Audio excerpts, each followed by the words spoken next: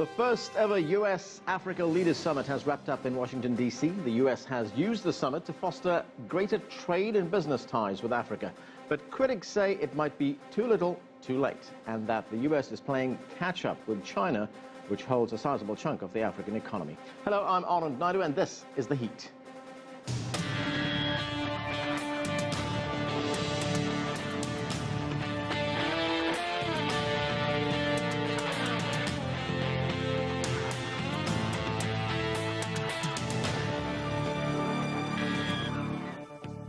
U.S. President Barack Obama used the forum at the summit to say it's time for the United States to up its game and take advantage of the fast-developing opportunities in Africa.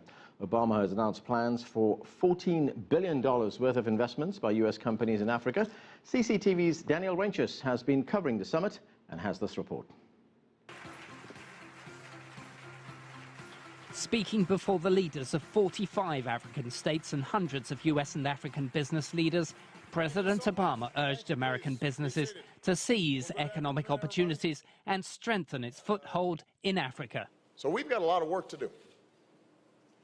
We have to do better, much better.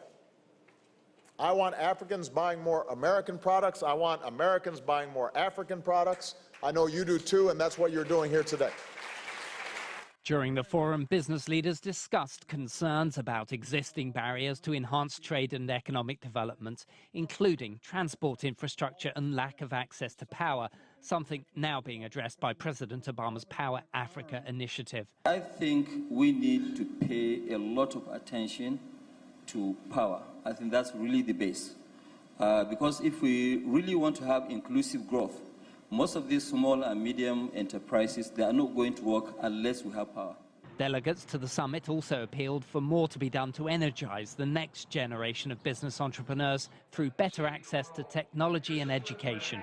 Business perspective, it's important that we focus on education and empowerment of young people, so that as we go forward, we have the resources that we require to push the economies moving forward. It's an urgent issue, given that Africa has the youngest population in the world, with around 200 million people aged between 15 and 24. So the US message to African leaders here is that America is interested in investing for the long term in economic development and contributing to the movement to unlock the potential of Africa's human capital. Daniel Ryntjes, CCTV, Washington.